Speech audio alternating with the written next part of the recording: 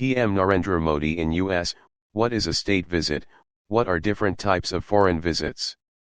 Prime Minister Narendra Modi is slated to visit the United States for an official state visit from June 21 to 24 at the invitation of US President Joe Biden. Upon his arrival, US President Joe Biden and First Lady Jill Biden will host Prime Minister Narendra Modi of the Republic of India at the White House. While PM Modi has been a frequent traveler to the United States in the past 9 years, none of these were official state visits. So, this visit assumes huge significance since it will be PM Modi's first state visit to the United States. Subscribe our YouTube channel and click our bell icon for new videos. Huge significance since it will be PM Modi's first state visit to the United States. PM had last month traveled to Australia, Japan, and Papua New Guinea. He went to Hiroshima, Japan, for the G7 summit, May 19 to 21, then to Papua New Guinea for the Pacific Islands Leaders Summit, and finally to Australia for the Quad Leaders Summit. Who was the last Indian PM to visit US on a state visit?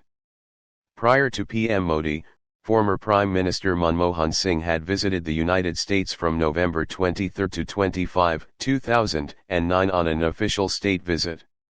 Though PM Modi has made multiple trips to the US in past years, none of these visits could be categorized as a state visit, which is the highest ranked visit, according to diplomatic protocol. What categorizes as a state visit?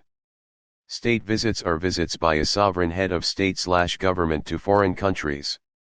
State visits are, therefore, described as a visit of name of state, rather than visit of name of leader. State visits carry great ceremonial importance. Subscribe our YouTube channel and click our bell icon for new videos. Described as a visit of name of state, rather than visit of name of leader. State visits carry great ceremonial importance and symbolizes friendly bilateral relations between the host and the guest states. In the case of the US, state visits can occur only upon the official invitation of the US President, who serves as the head of state. Presidents, prime ministers, and monarchs frequently make state visits.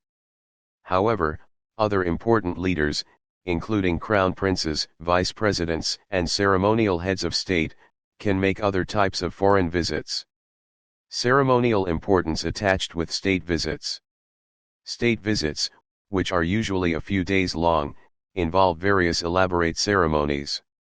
These include the flight line ceremony, where the visiting head of state is welcomed upon landing, a 21-gun salute in the honor of the visiting official guest, playing the national anthems of both countries by a military band, an invitation to stay at the Blair House, the US President's guest house, street lining of flags and an exchange of gifts between the two heads. A state banquet is also held in the honor of state guest by the host state. Who pays for the state visit? The host state/nation bears all expenses, including lodging and traveling, of a state visit. Importantly, the US President can host only one head of the state once every 4 years, according to the US State Department guidelines. What are different categories of foreign visits? While state visits hold greater ceremonial importance, the actual diplomatic work and relationship building can be accomplished in various types of visits. According to the US State Department guidelines, there are 5 different types of visits that can be granted to any high-ranking official from another country. They are, state visit, official working visit, and private visit. While invitations are required for all other visits, except a private visit by a head of a state, the invitation for a state visit is extended very rarely. Categorization of PM Modi's past US visits. PM Modi's previous visits to the US were classified as a working visit, 2014, working lunch, 2016, and official working visit, 2017. PM Modi's 2019 visit to the US was described by the US Department of State as the one in which he participated in a rally in Houston, Texas. 2014, working lunch, 2016, and official working visit, 2017. PM Modi's 2019 visit to the U.S. was described by the U.S. Department of State as the one in which he participated in a rally in Houston, Texas. Houston, Texas. Subscribe our YouTube channel and click our bell icon for new videos. Subscribe our YouTube channel and click our bell icon for new videos. Elon Musk's Neuralink wants people to control computers with their minds. How close are they? Neuralink is one step closer to selling brain implants that can transmit human thought. The neurotechnology company in May announced that it had received approval from the U.S. Food and Drug Administration, FDA, to launch its first in-human clinical trial. A statement on its Twitter account said the approval represents an important first step that will one day allow our technology to help many people. Co-founded by Elon Musk in 2016, Neuralink plans to implant devices in human brains that would allow people with neurological disorders to control computers or robotic limbs with their minds.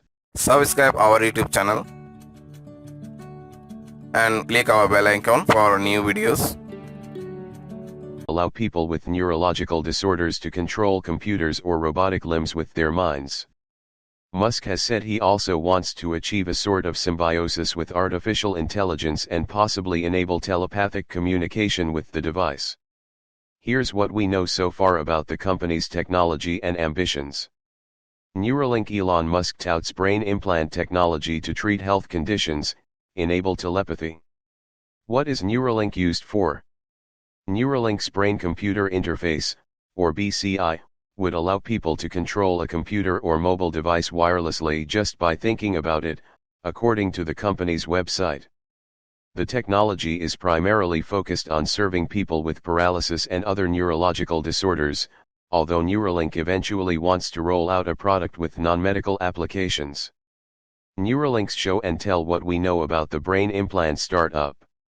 What does Neuralink do? Neuralink's Subscribe our YouTube channel and click our bell icon for new videos. Neuralink's show and tell what we know about the brain implant startup.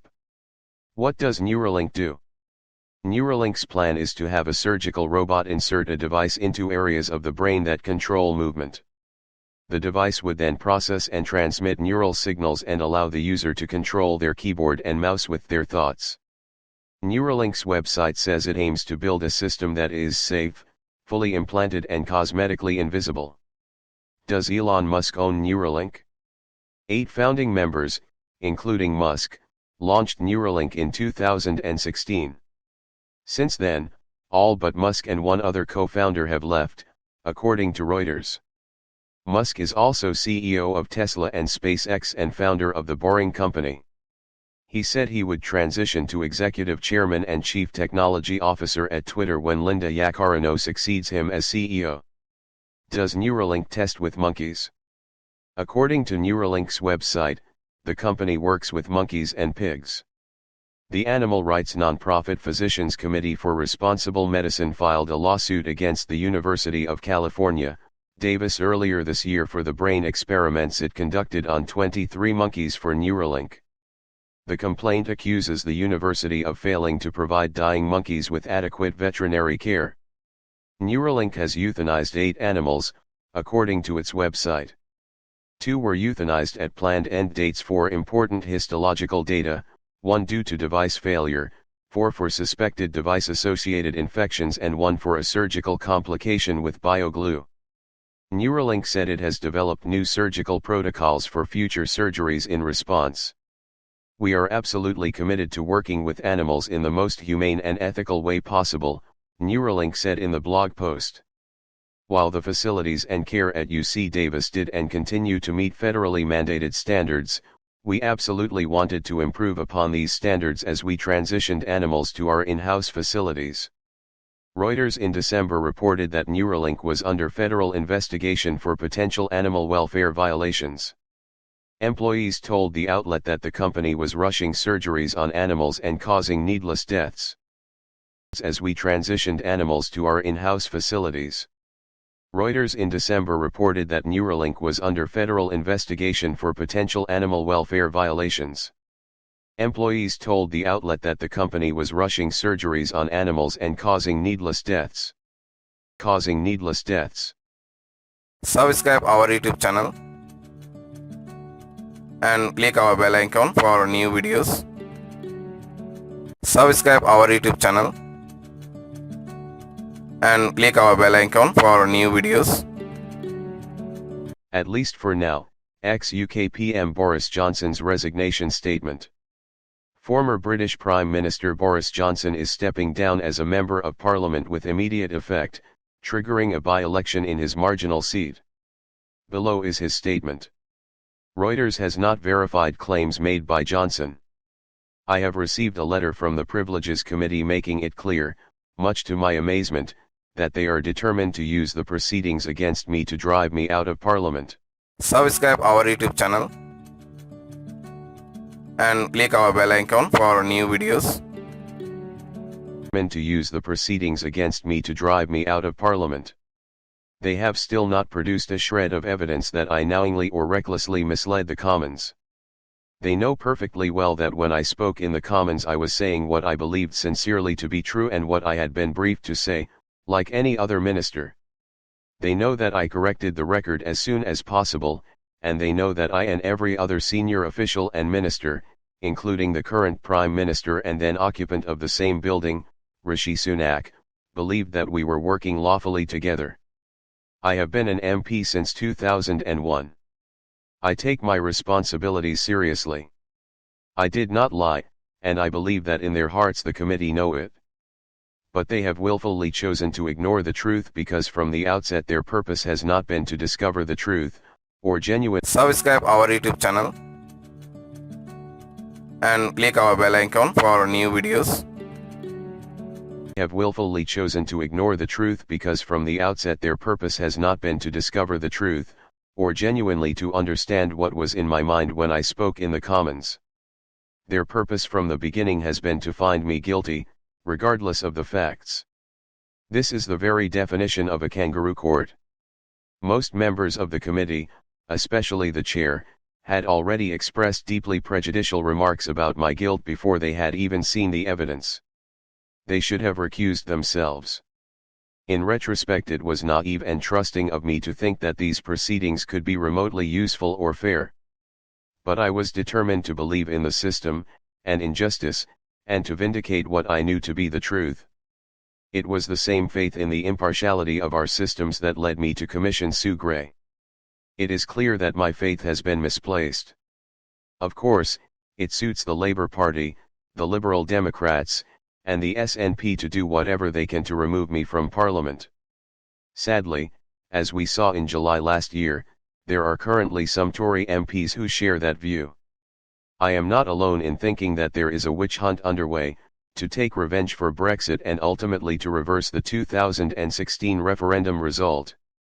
My removal is the necessary first step, and I believe there has been a concerted attempt to bring it about. I am afraid I no longer believe that it is any coincidence that Sue Gray, who investigated gatherings in Number 10, is now the Chief of Staff designate of the Labour leader. Nor do I believe that it is any coincidence that her supposedly impartial Chief Counsel, Daniel Stillitz KC, turned out to be a strong Labour supporter who repeatedly tweeted personal attacks on me and the government. When I left office last year, the government was only a handful of points behind in the polls. Subscribe our YouTube channel and click our bell icon for new videos. Chief Counsel, Daniel Stillitz KC, turned out to be a strong Labour supporter who repeatedly tweeted personal attacks on me and the government. When I left office last year, the government was only a handful of points behind in the polls. That gap has now massively widened. Just a few years after winning the biggest majority in almost half a century, that majority is now clearly at risk. Our party needs urgently to recapture its sense of momentum and its belief in what this country can do. We need to show how we are making the most of Brexit, and we need in the next months to be setting out a pro-growth and pro-investment agenda. We need to cut business and personal taxes, and not just as pre-election gimmicks, rather than endlessly putting them up. We must not be afraid to be a properly conservative government. Why have we so passively abandoned the prospect of a free trade deal with the US? Why have we junked measures to help people into housing or to scrap EU directives or to promote animal welfare? We need to deliver on the 2019 manifesto, which was endorsed by 14 million people. We should remember that more than 17 million voted for Brexit. I am now being forced out of Parliament by a tiny handful of people, with no evidence to back up their assertions, and without the approval even of Conservative Party members, let alone the wider electorate. I believe that a dangerous and unsettling precedent is being set. The Conservative Party has the time to recover its mojo and its ambition and to win the next election. I had looked forward to providing enthusiastic support as a backbench MP.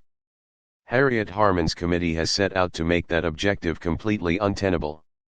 The committee's report is riddled with inaccuracies and reeks of prejudice, but under their absurd and unjust process I have no formal ability to challenge anything they say. The Privileges Committee is there to protect the privileges of Parliament. That is a very important job. They should not be using their powers, which have only been very recently designed, to mount what is plainly a political hit job on someone they oppose. It is in no one's interest, however, that the process the committee has launched should continue for a single day further. So I have today written to my association in Uxbridge and South Ruislip to say that I am stepping down forthwith and triggering an immediate by-election. I am very sorry to leave my wonderful constituency. It has been a huge honor to serve them, both as mayor and MP. But I am proud that after what is cumulatively a 15-year stint I have helped to deliver, among other things, a vast new railway in the Elizabeth Line and full funding for a wonderful new state-of-the-art hospital for Hillingdon, where enabling works have already begun. It is very sad to be leaving Parliament, at least for now, but above all I am bewildered and appalled that I can be forced out, anti-democratically, by a committee chaired and managed by Harriet Harman, with such egregious bias.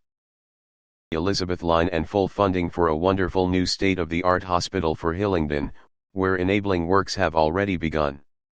It is very sad to be leaving Parliament, at least for now, but above all I am bewildered and appalled that I can be forced out, anti-democratically, by a committee chaired and managed by Harriet Harman, with such egregious bias. Subscribe our YouTube channel and click our bell icon for new videos. Subscribe our YouTube channel and click our bell icon for new videos. Canadian official investigating Chinese election meddling resigns abruptly. A Canadian official appointed to investigate allegations that China attempted to subvert the country's federal elections has abruptly resigned, blaming the highly partisan atmosphere surrounding his work. David Johnston was appointed in March amid concerns that Justin Trudeau's government had failed to respond adequately to the threat of foreign interference in the last two elections. Subscribe our YouTube channel and click our bell icon for new videos. Threat of foreign interference in the last two elections.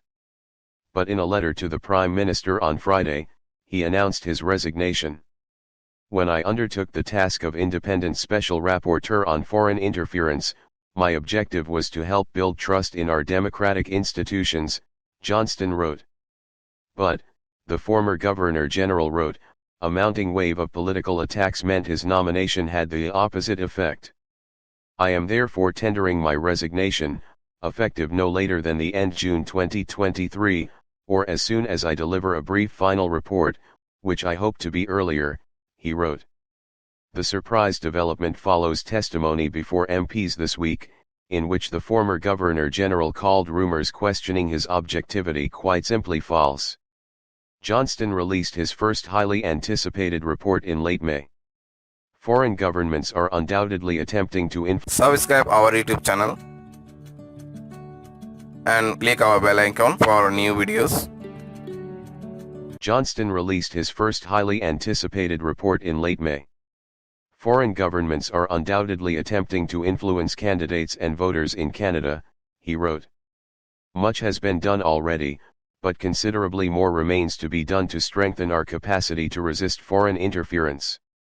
But he elicited widespread frustration among pundits and political leaders after he suggested a public inquiry would not be useful because much of the relevant material needed to conduct the inquiry would remain secret. At the time, he said any public inquiry would be an easy choice, it would not be the correct one. Ever since his appointment he has faced fierce criticism from opposition parties over allegations of bias. The Conservative leader Pierre Poilievre cited Johnston's long-standing familiarity with the Trudeau family. He also pointed to Johnston's membership with the Pierre Elliott Trudeau Foundation, which grants educational scholarships, but was also the recipient of donations from Beijing, as evidence of bias. In late May, a majority of lawmakers in the House of Commons passed a motion calling for Johnston to step aside as rapporteur, citing serious questions over possible conflicts of interest.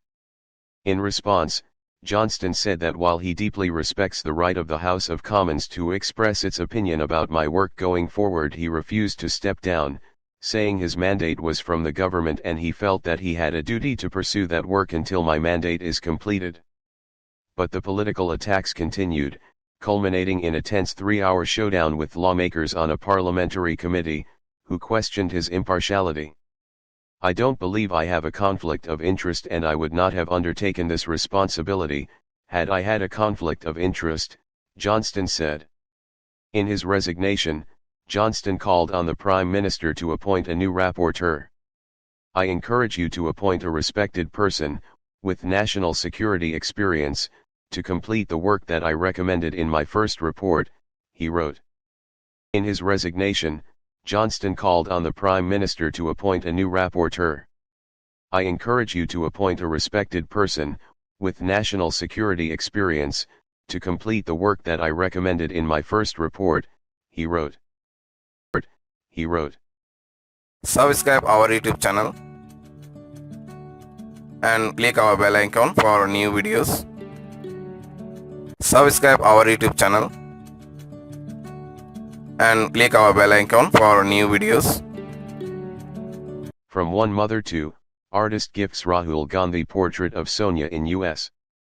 Rahul Gandhi, on a 10-day visit to the United States, received a heartwarming gift from an artist based in Washington, D.C.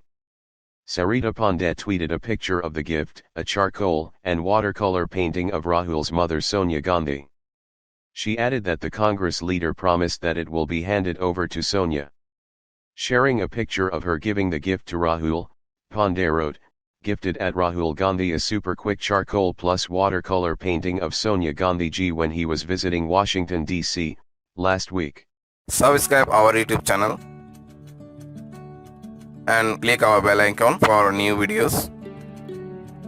Painting of Sonia Gandhi ji when he was visiting Washington, D.C., last week. As I handed it to him, I said, from one mother to another, and he said he will pass it to her. I hope he does. She had earlier tweeted pictures of her meeting with Rahul and Indian Overseas Congress Chief Sam Pitroda at the office of American newspaper The Washington Post. Pandey, whose Twitter profile describes herself as a media communications professional and an artist, was lauded by netizens for her portrait of the former Congress president. "Beautiful painting with beautiful message," wrote one user. "Very nice. Charcoal plus watercoloring is very difficult job and yet getting all the expressions is the highlight of the art," quipped another. A third user praised Pandey for the touching gesture and wrote, "The beauty of it is that one can recognize it being genuine or phony almost immediately." Subscribe our YouTube channel and click our bell icon for new videos. For the touching gesture and wrote, "The beauty of it is that one can recognize it being genuine or phony almost immediately." Yet another person appreciated Pandey's skills as the drawing looked too real. The disqualified Vayanath MP's three-city U.S. tour has been marred by controversies over his statements on Prime Minister Narendra Modi, clamp down on freedom of expression, rising attack against minorities in India, row over the inauguration of the new parliament building and more. What Rahul said in the US. On his first day, Rahul interacted with the Indian diaspora and discussed issues like data safety, politics, and the state of democracy in India. He even talked about his disqualification as a member of parliament in Lok Sabha. On the issue of Pegasus spyware, the former MP told the audience he is not worried about it. At one point of time he said he knows his phone is being tapped. And jokingly said, "Hello, Mr. Modi," on his iPhone. In another address, he alleged that India was being run by a group of people who were absolutely convinced that they knew everything. In another address, he alleged that India was being run by a group of people who were absolutely convinced that they knew everything. Subscribe our YouTube channel and click our bell icon for new videos. Subscribe our YouTube channel and click our bell icon for new videos. South Africa is failing, and it's failing Zimbabwe, too. In Hammanskraal, a small town situated close to the capital, Pretoria, at least 23 people have died following a cholera outbreak in May.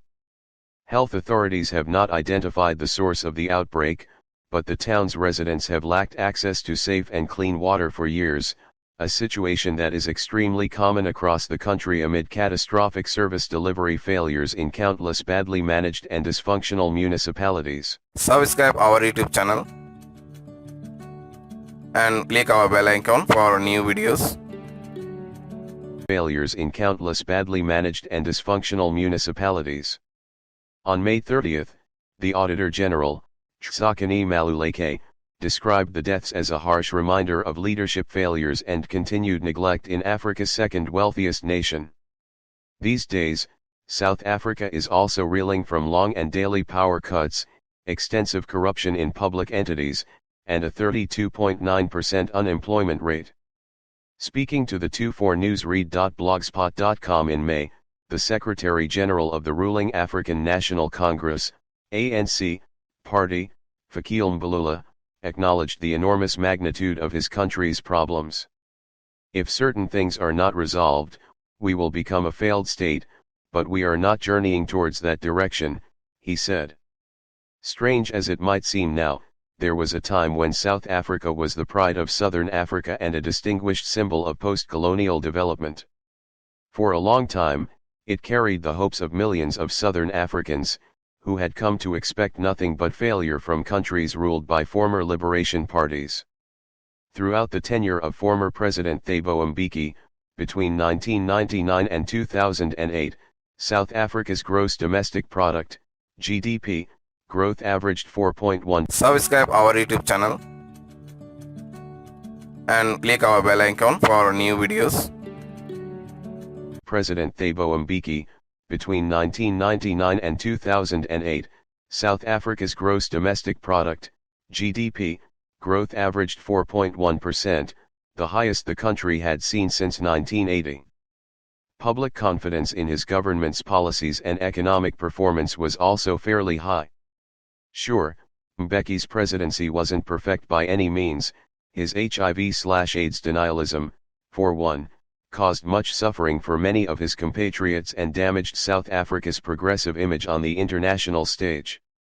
But, for the most part, the country was functioning, and its socio-economic agenda was bearing fruit. Back then, no one thought South Africa could become a failing or failed state in merely 15 years' time. There was also an expectation, at home and abroad, that, under the progressive leadership of the ANC, South Africa would support the development of democracy in southern Africa. Mbeki had been underlining this commitment since before the beginning of his presidency. South Africa's current president, the ANC leader Cyril Ramaphosa, reaffirmed the importance of consolidating democracy and consolidating good governance across Africa at Africa Day celebrations in Gauteng on May 25. Yet, the Ramaphosa administration hasn't done much to promote democracy and human rights in South Africa's immediate neighborhood, either through its own diplomatic initiatives, or via the Southern African Development Community, SADC, the regional intergovernmental organization. The state of Zimbabwe, its northern neighbor, is a case in point. Like South Africa, it, too, is at a crossroads. President Emmerson Mnangagwa, who won a hotly disputed presidential election in August 2018, has failed to turn around Zimbabwe's economy, fix an ailing health sector and tackle corruption. In April, a four-part investigation by Al Jazeera implicated Mnangagwa and his wife, Auxilia, and Hubert Angel, Zimbabwe's ambassador at large to Europe, in a sophisticated money laundering and gold smuggling scheme. An equally disturbing hallmark of Mnangagwa's presidency is its propensity to crack down on dissent and commit severe human rights abuses. The repressive and trigger-happy government in Harare ordered violent clampdowns on demonstrations in 2018 and 2019 that killed scores of unarmed civilians. Be that as it may, Harare faced no condemnation from the supposed regional heavyweight, South Africa, or formal sanction from the SADC. South Africa, it seems, is willing to turn a blind eye to systemic repression and democratic regression in its backyard, despite claiming that it still seeks to consolidate democracy in Africa. In April, the SADC Electoral Advisory Council, SEAC, led by Justice Tikim Dlamini from Eswatini, undertook a pre-election assessment visit to Zimbabwe, as it prepares to observe the country's upcoming August 23 general elections. After a meeting with the leader of the main Subscribe our YouTube channel and click our bell icon for new videos. Despite claiming that it still seeks to consolidate democracy in Africa. In April, the SADC Electoral Advisory Council, SEAC, led by Justice Tikim Dlamini from Eswatini, undertook a pre-election assessment visit to Zimbabwe, as it prepares to observe the country's upcoming August 23 general elections. After a meeting with the leader of the main opposition Citizens Coalition for Change, CCC, party, Nelson Chamisa, on April 14, Dlamini was remarkably candid about the violent and illiberal tactics employed by the ruling ZANU-PF party. Speaking with reporters, he said Zimbabwe has repeatedly violated SADC's electoral principles and guidelines, and the regional body wouldn't sit down and watch this continuing. At the same time, nonetheless, he stated that SEAC's pre-election report wouldn't address these electoral irregularities, and only the senior structures of SADC could deal with such matters. 5 days later, however, following discussions with SADC ambassadors accredited to Harare, Dlamini claimed Zimbabwe was geared and ready for the elections. Contrary to this misleading and politically expedient assertion, Zimbabwe does not appear prepared to hold a credible election. Mnangagwa's regime has shoved all democratic pretensions aside ahead of the August 23 polls and effectively banned the opposition from organizing party meetings and freely canvassing support. On January 14, for instance, police allegedly assaulted and subsequently arrested 25 members of the CCC for attending an unauthorized meeting in Budairiro, Harare. Later, in February, the CCC was denied permission to hold rallies in Chiwanzamarera, Chikamba, Chindambuya, and rural Mutare. The police have, in fact, banned at least 63 CCC campaign meetings this year on unclear and spurious grounds. Meanwhile, on April 28, Jacob Ngariviam, the leader of opposition party Transform Zimbabwe, was sentenced to 4 years in prison for inciting public violence over a 2020 protest. His only crime, if any, was to call for a countrywide protest against endemic state corruption and extreme economic mismanagement in July 2020. By impeding people's rights to freedom of speech, association, and assembly, Mnangagwa has clearly upped the ante in the fight to win the presidential election. On May 30, the ZANU-PF-dominated parliament passed the Criminal Law, Codification and Reform, Amendment Bill, commonly known as the Patriotic Bill, which has a clause that criminalizes dissent. Under the law, citizens found to be unpatriotic, by willfully damaging the sovereignty and national interest of Zimbabwe, face up to 20 years in prison. Judging by Zimbabwe's atrocious human rights record, there's every indication, sadly, that the government will use the controversial clause to target its critics, journalists, human rights advocates and opposition leaders. To compound matters, the voters' roll is reportedly in shambles. It's no surprise, then, that opposition leaders have begun to question the very authenticity of the upcoming polls.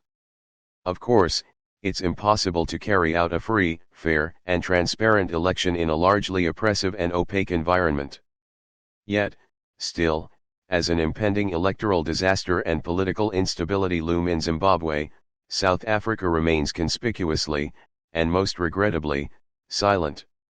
It would help if South Africa endeavored to encourage a significantly democratic environment and electoral process in Zimbabwe. The large and endless flow of people attempting to migrate from Zimbabwe to a failing South Africa underscores the overwhelming need for peaceful and credible elections there. It's most disappointing to see both South Africa and Zimbabwe become microcosms of extreme corruption, financial mismanagement, and post-colonial failure. To this end, the ANC must reassess and rectify its wide-ranging shortcomings.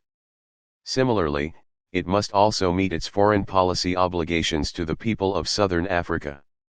It shouldn't, under any circumstances, help enable a tyrannical government in Zimbabwe. Words alone cannot influence or achieve positive democratic outcomes in Zimbabwe or elsewhere in Southern Africa. South Africa must monitor the 2023 general elections in Zimbabwe closely and act firmly on any undemocratic practices and outcomes. Failure. To this end, the ANC must reassess and rectify its wide-ranging shortcomings. Similarly, it must also meet its foreign policy obligations to the people of Southern Africa. It shouldn't, under any circumstances, help enable a tyrannical government in Zimbabwe. Words alone cannot influence or achieve positive democratic outcomes in Zimbabwe or elsewhere in Southern Africa. South Africa must monitor the 2023 general elections in Zimbabwe closely and act firmly on any undemocratic practices and outcomes.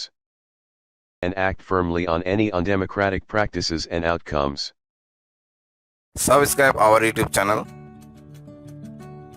and click our bell icon for new videos. Subscribe our YouTube channel and click our bell icon for new videos.